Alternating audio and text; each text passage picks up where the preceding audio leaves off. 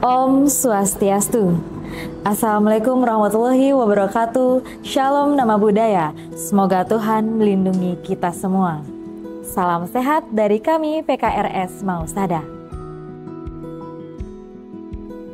Rumah sakit merupakan fasilitas pelayanan kesehatan, tempat berkumpulnya orang sakit maupun orang sehat. Sehingga sangat berpotensi terjadinya suatu penularan penyakit baik kepada pasien, kepada keluarga pasien, kepada pengunjung rumah sakit ataupun sumber daya manusia yang ada di rumah sakit. Maka dari itu, penting untuk kita melakukan pencegahan penularan penyakit dengan cara menerapkan perilaku hidup bersih dan sehat. Perilaku hidup bersih dan sehat atau PHBS adalah upaya memberdayakan pasien, keluarga pasien, pengunjung rumah sakit dan pegawai agar tahu, mau, dan mampu mempraktikkan hidup bersih dan sehat, serta berperan aktif dalam mewujudkan rumah sakit yang sehat.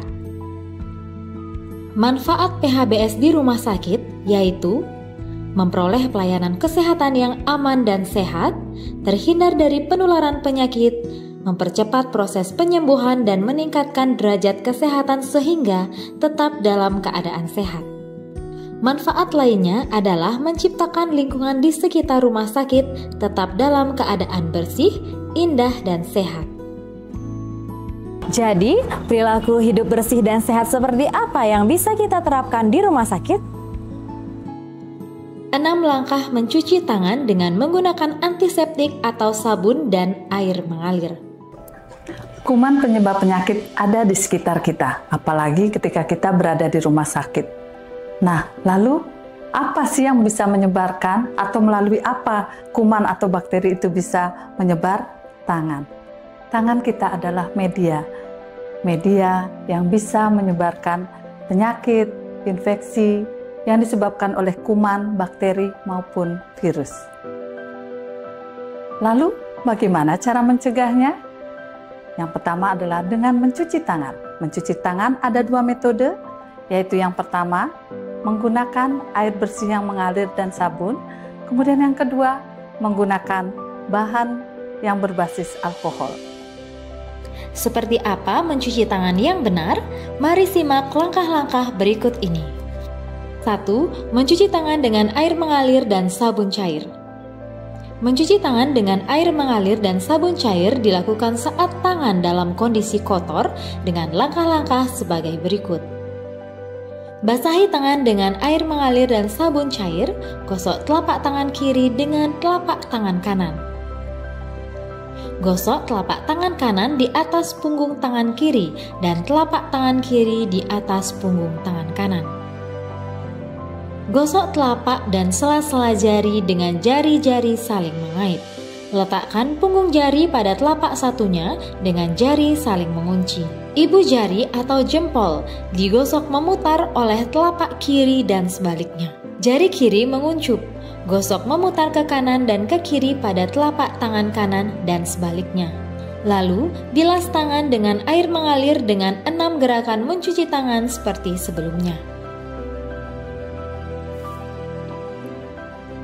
2. Mencuci tangan dengan cairan antiseptik atau hand rub dengan langkah-langkah sebagai berikut. Pertama, basahi tangan dan beri hand rub, gosok telapak tangan kiri dengan telapak tangan kanan. Gosok telapak tangan kanan di atas punggung tangan kiri dan telapak tangan kiri di atas punggung tangan kanan. Gosok telapak dan sela-sela jari dengan jari-jari saling mengait. Letakkan punggung jari pada telapak satunya dengan jari saling mengunci. Ibu jari atau jempol kanan digosok memutar oleh telapak kiri dan sebaliknya. Jari kiri menguncup, gosok memutar ke kanan dan ke kiri pada telapak tangan kanan dan sebaliknya. 2. Etika batuk. Etika batuk adalah cara batuk yang benar untuk mencegah penyebaran penyakit terutama melalui percikan atau droplet pada saat batuk atau bersin. Berikut adalah langkah-langkah etika batuk yang benar. Pertama, tutup mulut dan hidung. Saat batuk atau bersin, gunakan tisu atau lengan baju bagian dalam untuk menutup mulut dan hidung. 2. Buang tisu. Jika menggunakan tisu, segera buang tisu bekas ke tempat sampah. Ketiga, cuci tangan. Setelah menutup mulut dan hidung, segera cuci tangan dengan sabun dan air mengalir atau gunakan hand sanitizer.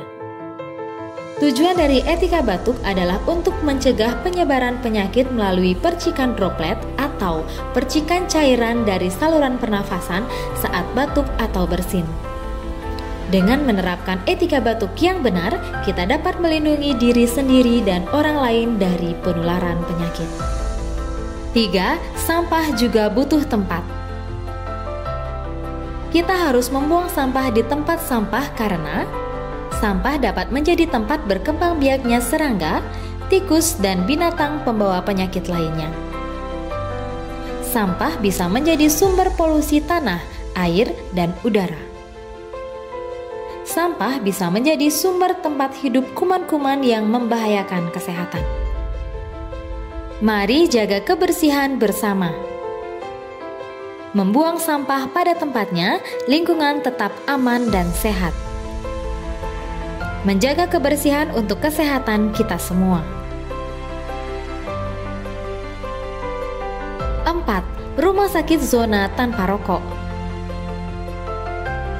Tahukah Anda kalau rokok mengandung ribuan zat kimia berbahaya yang terbukti bersifat racun dan mengakibatkan ketergantungan, serta menimbulkan berbagai penyakit atau bahkan kematian baik pada perokok itu sendiri atau perokok aktif maupun orang lain di sekitarnya atau perokok pasif. Yuk mulai dari sekarang rubah pola pikir Anda untuk berhenti dan tidak merokok. Uang untuk membeli rokok lebih baik digunakan untuk membeli barang penting dan berguna seperti makanan bergizi, pemeriksaan kesehatan, dan biaya pendidikan. Rumah sakit adalah kawasan tanpa rokok. Merokok di lingkungan rumah sakit berbahaya bagi pasien, keluarga pasien, pengunjung rumah sakit, dan tenaga kesehatan.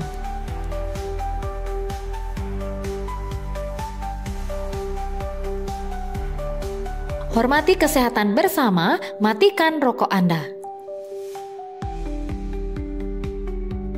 Kawasan tanpa rokok demi kesehatan kita semua. 5. Satu ludah 1000 resiko. Meludah sembarangan bukan hanya tidak sopan, tetapi dapat juga menimbulkan potensi bahaya bagi lingkungan, baik melalui kontak langsung maupun udara. Kuman dan bakteri yang ada pada ludah bisa bertahan berjam-jam di udara dan berisiko menularkan penyakit ke orang lain.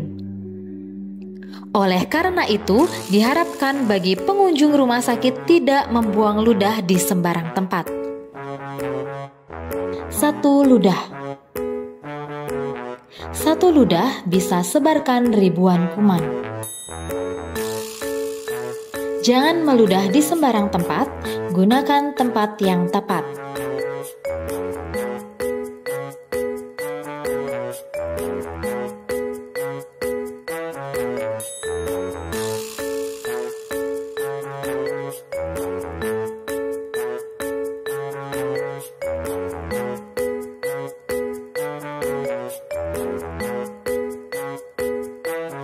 Mari ciptakan kebersihan dan jaga kesehatan.